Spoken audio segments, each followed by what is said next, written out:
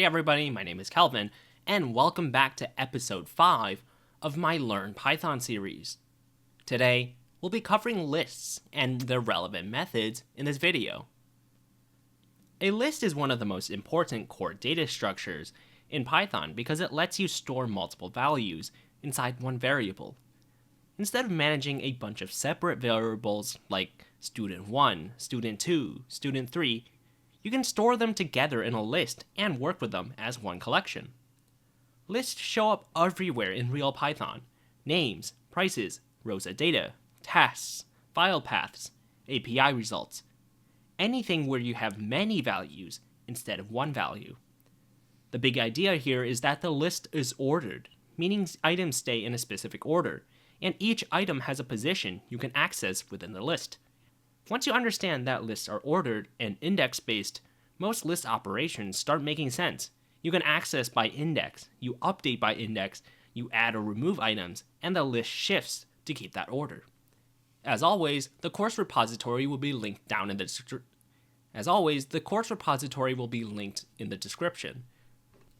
I also recommend watching the earlier episodes before this for the best learning experience. A link to episode 4 is in the right corner. Be sure to check it out if you haven't already. Without further ado, let's jump into lesson 5 of our Learn Python series.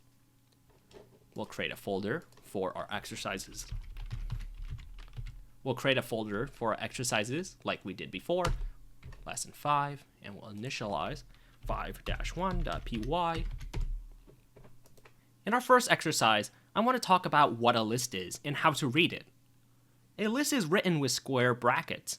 Inside the brackets, you put values separated by commas. The simplest way to think about it is this. A list is a container that holds multiple values in order. We're going to create two lists, one list of names and one list of scores.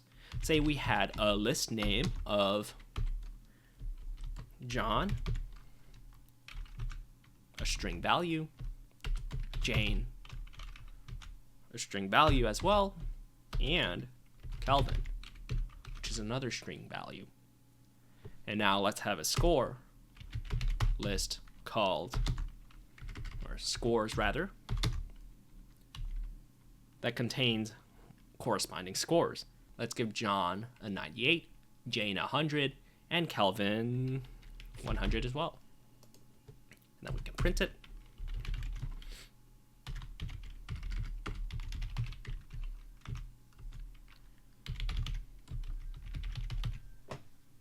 And we'll run this.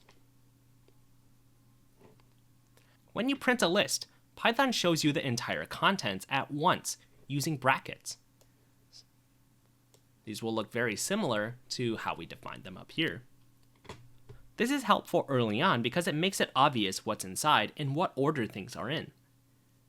Now, each item in a list has an index. The index is the position of an item. In Python, indexes will always start at 0. So the first item in a list is at index 0. That's how Python works, and it's one of the most common beginner mistakes to forget. What do I mean? So for this list, we have John, Jane, and Kelvin. Our index mapping is that John is at index 0 of the names list, Jane is at index 1, and I'm at index 2. Same thing for the scores. In the scores list, we have 98 in index 0, a 100 in index 1, and a 100 in index 2. We can access the items by index. The syntax is very simple. Say we wanted to access Jane in names. We can do something like this. Print names, left bracket, 0. The index is defined within these brackets right here. It has to be these square brackets. We can do the same thing to get all the objects in the list. Say we wanted names 1, and then let's also retrieve names 2. We'll comment this out so we can just see what this prints. And we can see that we get John, Jane in my name. Now, as a reminder, if the list contains 3 items, then the last index will be a 2 and not a 3. Be sure to remember that. Now, we can also get the length of the list. It's pretty easy as well. All we need to do, it's very simple. We'll just use the length function. We're going to put print length, or len, and then we put in the names list. Now, we get 3. That 3 corresponds to the amount of items within this specific list. Now, if we expanded it, say to add Joe, now we should expect to see a length of 4. And you can see that that's exactly what we get down here. Now, a trick that we can do here is if we wanted to get the last item in a list, it's as simple as using the index of the length of the list minus 1. What do I mean? What if we wanted to get Joe? We can do something like print names length names minus 1. And that will give us Joe. Now I want to touch on negative indexing. Negative indexes count from the end of the list. Now indexing here is a little bit different. If we wanted to get the last item in the list, for the index that we use, it'll be a -1. -1 means the last item, and -2 means the second to last item, and so on and so forth. Let's see it in action. So say we wanted to get my name using negative indexing. We can do something like this and pass in a -2, since the way that we can get Joe is with -1. So the second from the last is a -2. And we can run this and you'll get my name. And we can do this for every single name in the list.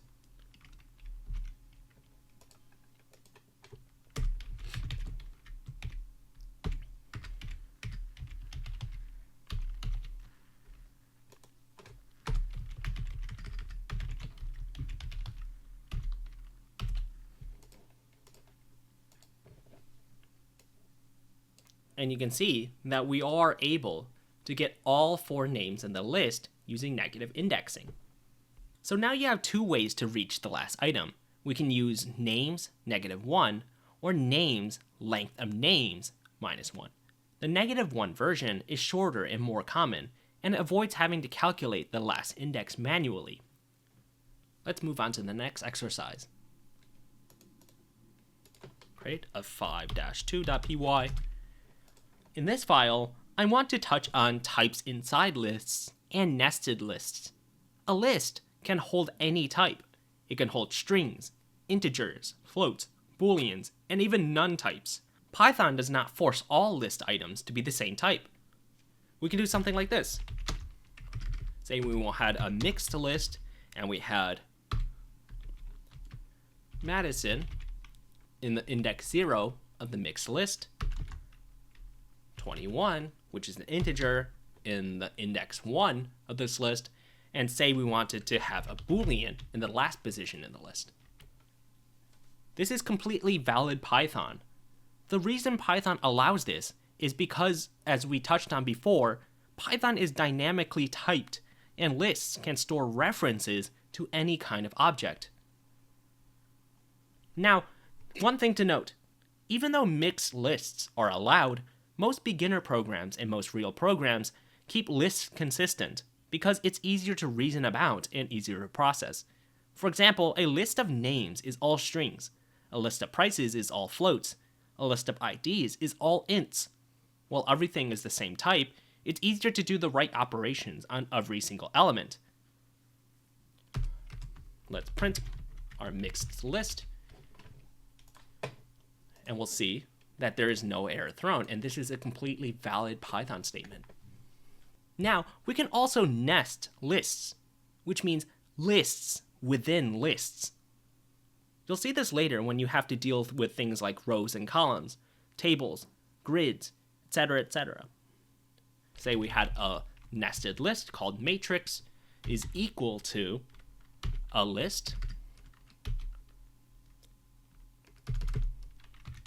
with another list that stores 1, 2, and 3, separated by a comma, and then 4, 5, 6 for the second list inside the nested list. Now, let's do a couple of indexing problems. Now, we can print the whole entire matrix. We can do this by simply passing in matrix to the print statement, and we get our nested list, like so. We can also get individual objects within the nested list. If we did something like print matrix with an index of 0, this will retrieve the 0 index list within the nested list. So we'll see a 1, 2, 3 list being printed with this statement. 1, 2, 3, as you can see down here. Now, do the same thing with the other list. Matrix, and we can use negative indexing, -1. This should get us 4, 5, and 6. Now, we can go even further than that. Within the list that we retrieve, we can also index within this specific list. So say, for example, we wanted to get 2 in the first list. We can do something like print matrix at index 0 at index 1. And this will print us the 2 integer within the first list. And we can do the same thing if we wanted to get the integer 6 in our nested list. We can take our prior print statement from before, and all we need to do is take this statement right here, since this gives us the second list, and provide the index of the number that we want. So since we want 6, we can do -1, -1. And we'll see that we'll get 6. The key idea here is every pair of brackets indexes one level. The first bracket picks the row. Second bracket picks the element inside that row. You could go on and on and on, although I don't recommend it since it can get pretty messy. Let's move on to our next concept. In our third exercise, I want to go over mutability. Lists are mutable. That means once you create a list, you can change its contents. This matters because it means the list can pretty much evolve over time. You can update values, add new ones, remove old ones, and keep the same list variable. To update a list item, it's as simple as just assigning it to an index. Say we had the names list from before. Let's get it from here. And let's say that we wanted only a list of J names. So we'd have to replace my name with something that starts with a J. All we need to do here is take names at index 2 is now equal to Jordan. Now we can print this. Let's print the names before as comparison.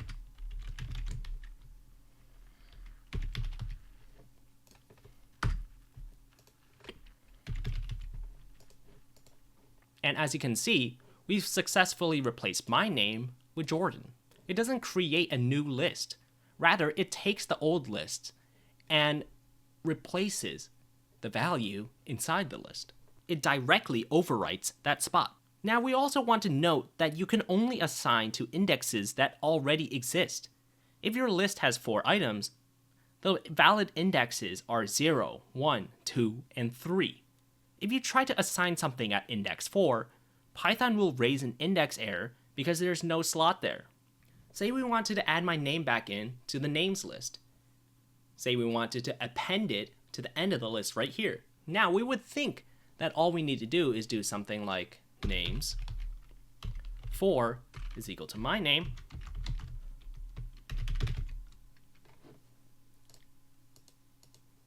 but we can't do that. If you try to assign to index 4 here, Python raises an index error because there is no slot there. If you need to add a new item, you don't assign it to a brand new index.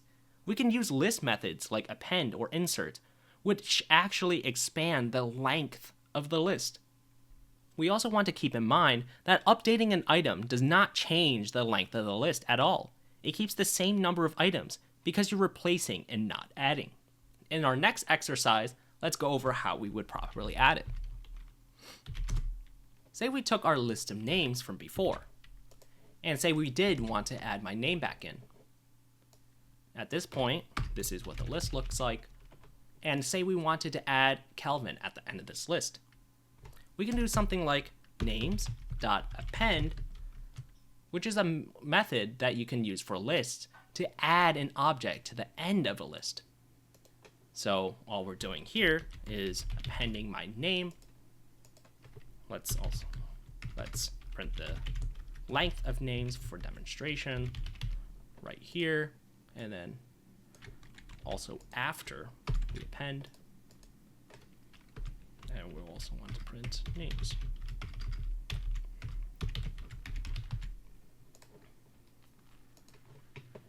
Now we can see if our list from before has a length of 4. Now we have a list length of 5, and now our updated list looks something like this, with my name attached to the end. One thing to note about the append method is that it will always add to the end. Now, what if we wanted to add a value at a specific position? Say we wanted to add my name back at index 2.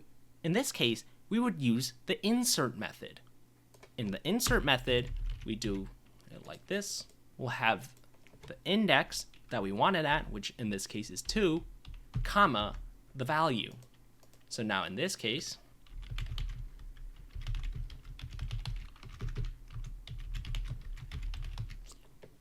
we'll see my name back at index 2. Now, Jordan and Joe have both incremented their index by 1, since we added my name in the middle of this list. Now, what if we had 2 list of names? Names 2, with a few other names that we wanted to add to it. Say we had Poe,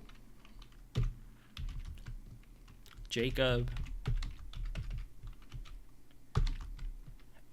and Jonathan. Oops.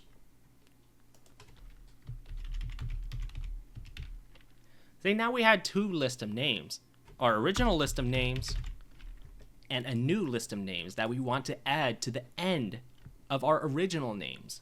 This would be also pretty easy. All we need to do is use the extend method. So we can call the extend method by doing names dot extend parentheses, and then we pass in our second list of names. Now, if we wanted to see our updated names list, we can do the print function, and we can see that the second list is just extended on the end of the first list. Note that the names too will not change here, because all we're doing is updating our first names list. Let's move on to the next exercise. In this exercise, we've dealt with adding things to lists. What if we wanted to remove it? Let's use a new list of numbers. Say we had numbers equal to a list of 1, 2, 3, and 4. What if we wanted to remove 3 from this list? If you know the value that you want to remove, we can just simply use the remove method. And we can call it like this. And we can pass in the value that we want to remove, which in this case is 3.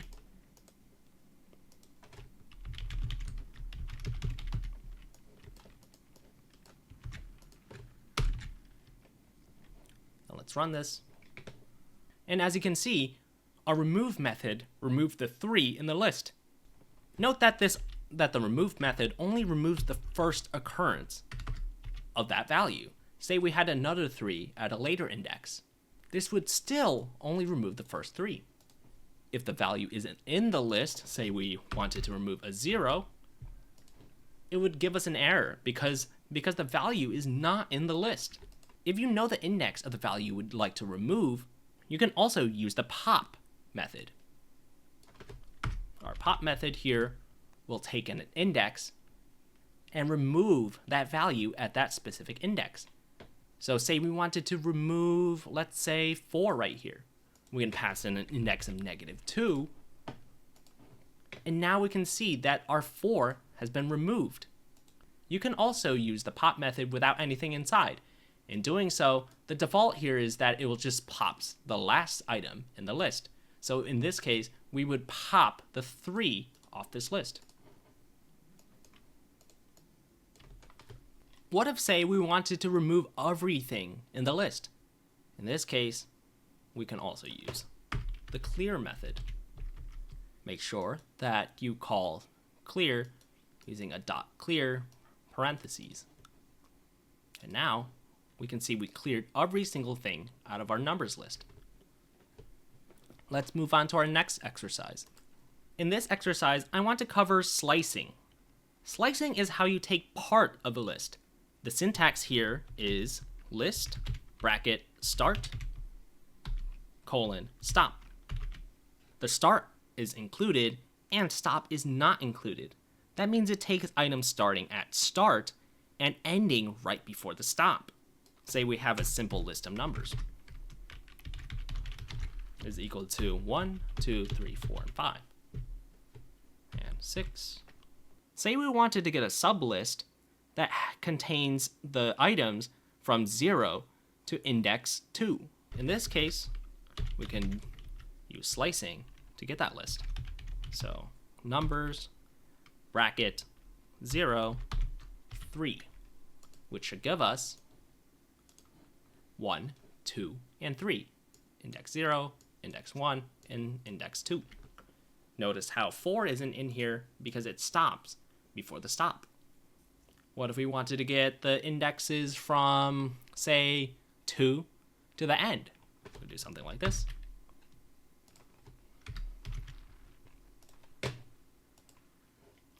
And we can get 3, 4, and 5, not including 6. One thing to note here is that slicing does not modify the original list. So if we printed numbers right here,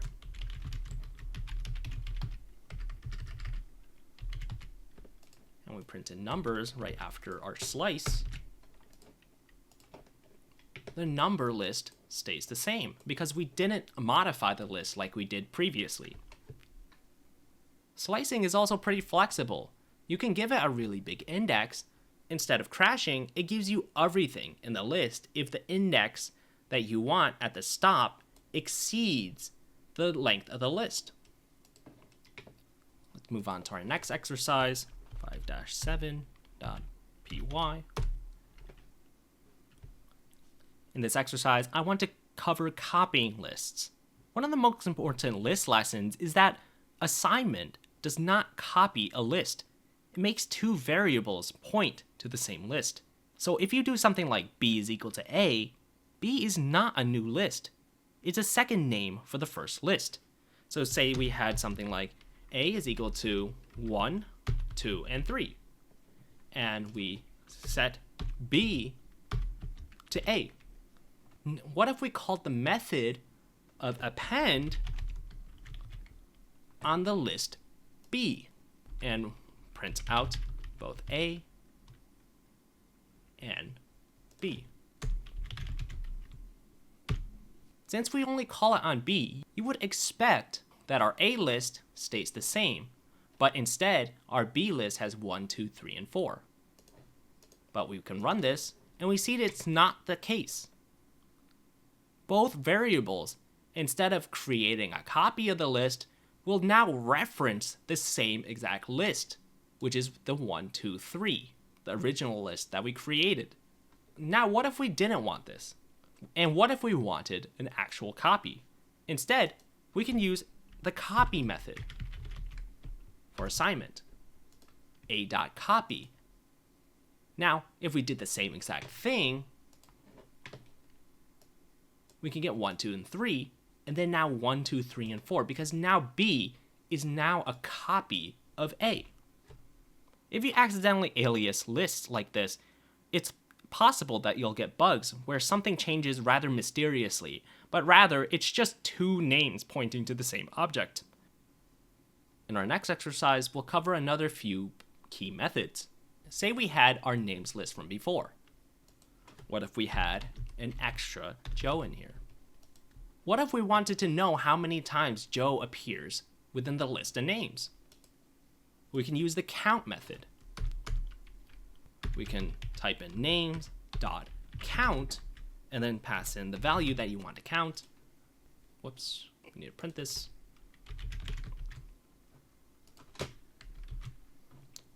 And now we could get 2 because Joe appears twice. Say we wanted to find the index of the first Joe that shows up in this list. Now we can use the index method. Names.index.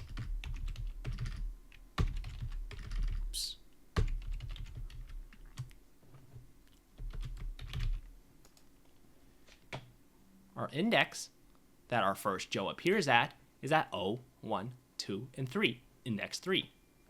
If the value isn't found, it'll raise an error.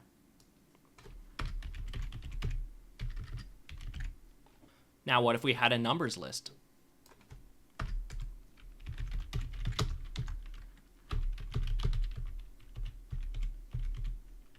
What if we had a random list of numbers? We can see that this is not sorted at all. It doesn't go in ascending. We can see that this is not sorted at all. As in, it doesn't go in ascending order. We can call numbers dot sort, and this will sort the list of numbers. Whoops.